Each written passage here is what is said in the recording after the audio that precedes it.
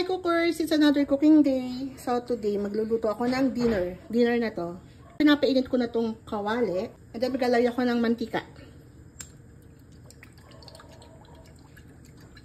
Ipa-fry ko lang tong kamatis. Ay, kamatis. Ipa-fry ko lang tong patatas. Ayun, sabi ko. So ayan, okay na to. Ayan ko muna siya. To set aside. Hotdog. Saglit lang naman lutuin itong hotdog ko. Okay na to.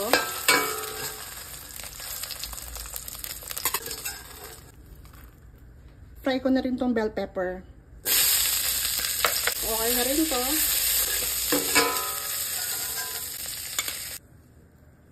Mag-add ako ng butter. Hindi na ako mag-add ng mantika. So itong butter na yung nilagay ko. Habang nagme-melt yung butter, lalagay ko na yung sibuyas. Bawang. Kapag very aromatic na siya, yung talagang naaamoy na yung amoy ng ginisa, ganun. Lagay ko na yung manok. Grabe, hindi ko alam kung ilang kilo to, isa't kalahati o dalawa. Basta yung isang pack ng, alam niyo yung nabibili sa SNR na nakapackaging. Yun, niluto ko lahat.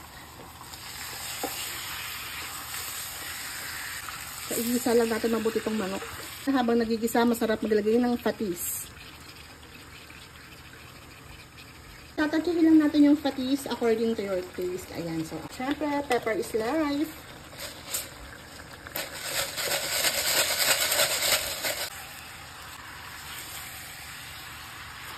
So, tatakpan ko muna. Siguro mga 2 minutes lang, pwede na. Check na natin.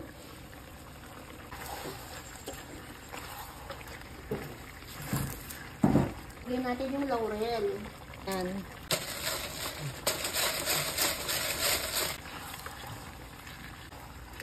So, tatakpan ko ulit. So, hindi ko na tututubigan kasi naglabas na siya ng sarili niyang tubig or ng katas.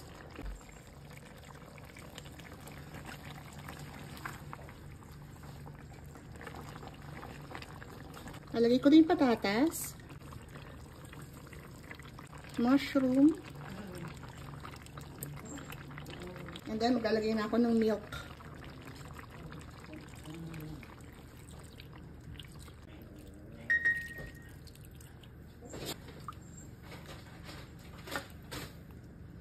So, pakukuluan lang natin and then isi-simmer. Wala akong carrots eh. So, kung magluluto kayo nito, lagyan nyo ng carrots para may kulay. At saka may added gulay. Ganun. So, titikman ko muna. Baka kailangan ko mag-add ng patis.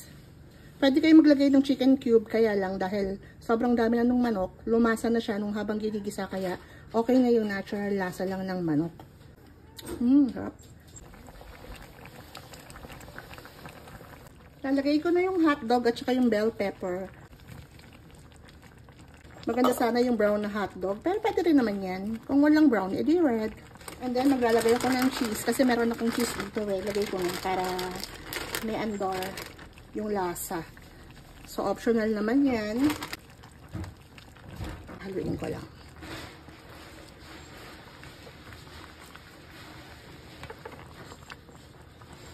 Pag ganito ang ulam, gusto ng mga anak ko yung maraming sarsa. Lalo si JP. Sisimmer ko na lang to ng mga 2 to 3 minutes and then okay na. Luto na.